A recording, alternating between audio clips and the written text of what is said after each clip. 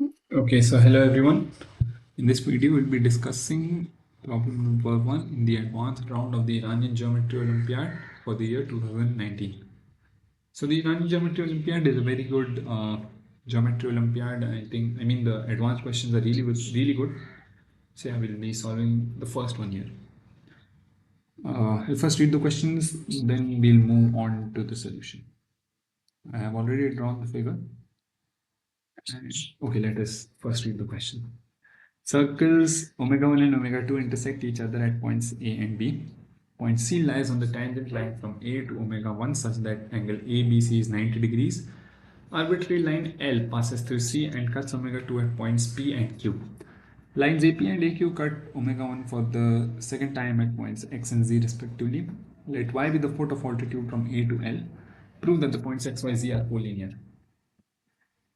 Alright, so here we have the figure. And this is A, this is B. And I'll just explain how we get the figure. This is A, this is B. This is omega 1, and the bigger circle is omega 2. And then I draw the tangent from here, and this becomes like this is the 90 degree that we're talking about. Just move the 90 degree for some time. And then from C, we take a random line PQ. PA meets omega 1 at X. QA meets omega 1 at Z. And then XY. And then this, the perpendicular from A to PQ lies on, like, it's the point Y. So what we need to prove, the first point, what we need to prove is that X, Y, and Z are collinear. So whenever we talk of collinearity, I think one of the most natural ways to prove collinearity is that, in the context of this problem, I'll explain it, is to show that angle QZY is equal to the angle XZA, because that is really the simplest way to show collinearity. But this is not always so easy in practice. Like in theory, it's the easiest way, but in practice, there could be other ways. So one way to look at it, the method that I will be using here is that the converse, I will just use the method of a complete quadrilateral, right? Because in this question, if x, z, and y are collinear, that means the quadrilateral APYZ must be a complete must be a quadrilateral which is semi-complete, I think, because of the natural occurrence of x and q in the question as well. I will need one more point, which will be the intersection of a, y, and zp, but I mean that's why I called it semi-complete triangle quadrilateral. Sorry. So a, z, y, p. If x, z, and y are collinear, that means that b must be the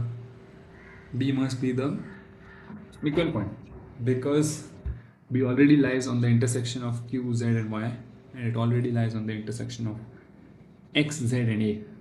Right? These. Okay, sorry, not Q, Z, and Y. I need to prove that Q, A, and P.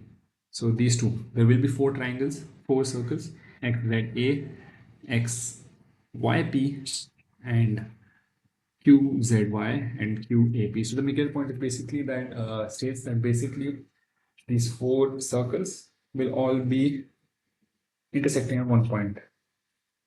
And because two of them intersect at B, this means that all the four must intersect at this point.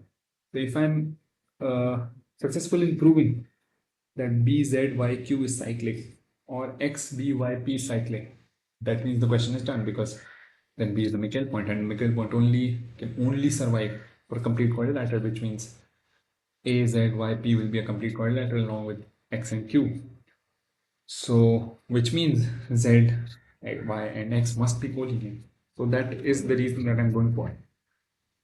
So basically, what I understood on solving this problem is that you can go either way, like proving X, B, Y, P to be concyclic, or proving B, Q, Y, Z to be concyclic.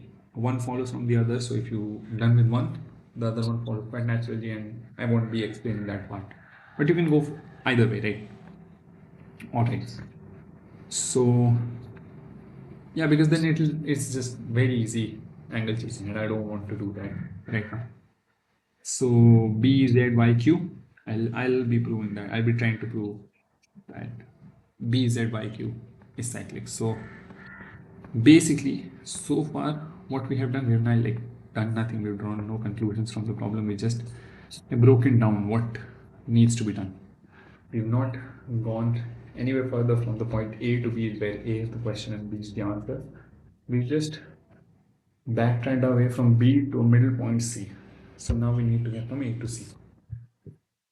So one of the first things that I think is very easy to notice here is that AYCB is concyclic, because AYC is 90 and ABC is 90, so it follows naturally. And yeah, so this is one piece of information that, like, the way I have done it is quite vital in showing that BZYQ is cyclic, concyclic, sorry.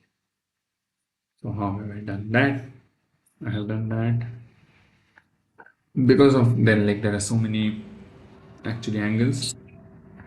Sorry, I'm just using my notes as, so that I don't get confused. They're just for reference which points, how do I proceed with the angle chasing part. Alright, so this is my fourth point. So first, it is telling me that QAC is equal to QAC is equal to AXY. Yeah, so I'll use the pen now. This is angle 1. This is angle 1. Like, if you don't understand where this comes from, this is a property of the tangent, where, because CA is tangent to the circle XZA, so this is a property of the tangent. The proof, it is quite simple. If you work around, you will get it very simply. So yeah, this is the first point. And then it is saying like ABZ is also equal, like ABZ, yeah, because of this arc. So this is angle 1 as well. Okay, I've done that. Let me just these two. All right. So now I'll call angle BAZ to be angle 2. And because this ABCY is concyclic, this will be angle 1 plus angle 2.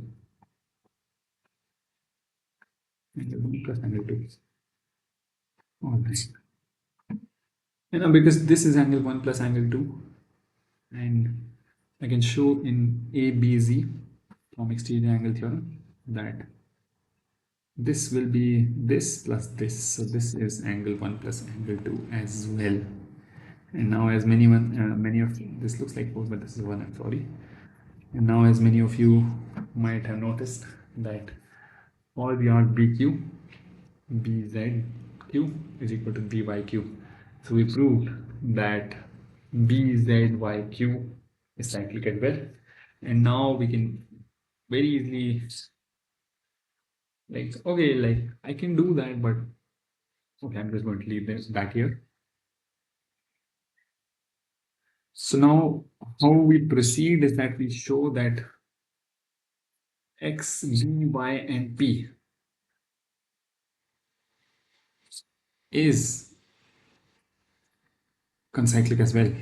So I need to show that this angle here is, this is, all right. So that's all you need to do now. It follows very naturally.